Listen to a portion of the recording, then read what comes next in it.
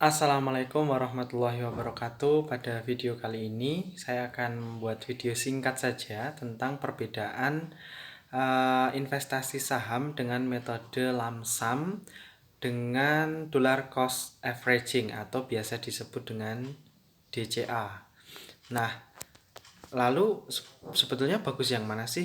Bagus yang lamsam atau yang DCA begitu? Nah, saya akan memulai dengan pengertiannya dulu.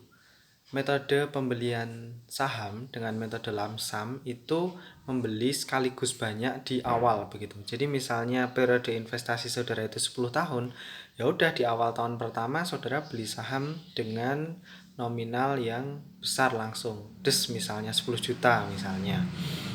Nah, kalau dollar cost averaging itu saudara bertahap tuh rutin, misalnya sejuta selama 10 tahun, setiap tahun rutin begitu.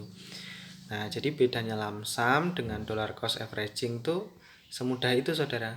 Lamsam itu hanya sekali di awal waktu, sedangkan dollar cost averaging itu bisa setiap periode, misal setahun sekali atau sebulan sekali ketika saudara dapat gaji atau dapat uang rutin bulanan dari orang tua misalnya setiap 1 bulan. Nah, itu saudara bisa sisihkan untuk beli saham dengan metode dollar cost averaging. Lalu pertanyaannya, lebih bagus yang mana? Nah, sebenarnya dua metode ini sama-sama bagus ketika saudara sudah paham tentang analisis fundamental. Nah, menurut saya analisis fundamental itu jauh lebih penting daripada mau pakai metode yang mana begitu. Nah, analisis fundamental itu menjawab perusahaan itu bagus atau tidak, perusahaan itu layak untuk kita berinvestasi di situ atau tidak. Nah, kalau fundamental perusahaan itu sudah bagus, saudara sudah menganalisisnya dengan baik, maka mau pakai lamsam atau mau pakai dollar cost averaging, hasilnya insya Allah sama-sama baik begitu. Nah, sekarang kembali ke saudara, apakah saudara itu sudah punya uang yang besar di awal waktu? Misalnya, saudara mungkin baru saja pensiun begitu. Nah, tapi penonton YouTube saya rata-rata kan masih muda ya. Jadi kalau misalnya saudara tahu-tahu dapat uang banyak begitu, bolehlah pakai metode lamsam.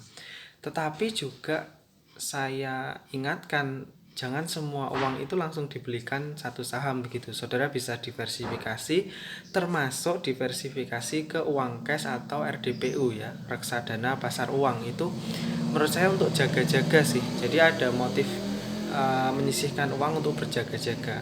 Artinya kalau nanti tiba-tiba market crash, saudara bisa average down saham yang berfundamental baik tadi dengan uang yang ada di RDPU atau uang cash yang saudara pegang begitu.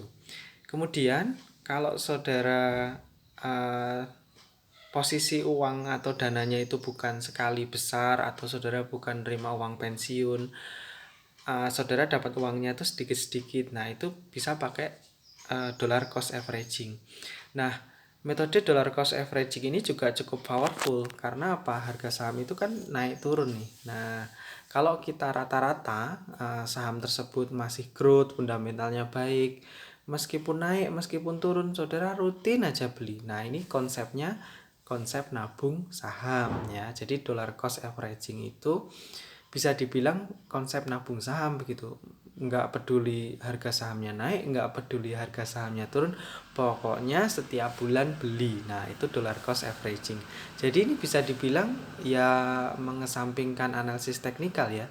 Karena kalau analisis teknikal itu kan mengajarkan beli saat misalnya di area support atau beli on breakout, misalnya resistennya tembus baru beli. Nah, kalau analisis teknikal memang lebih banyak digunakan oleh trader jangka pendek dan punya waktu luang yang banyak untuk memantau pasar setiap hari begitu.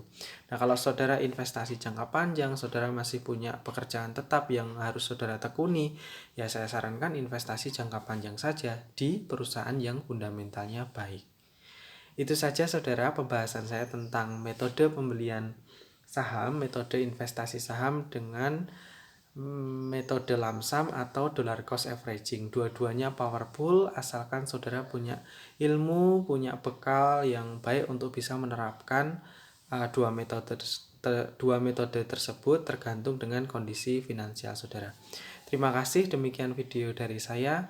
Wassalamualaikum warahmatullahi wabarakatuh.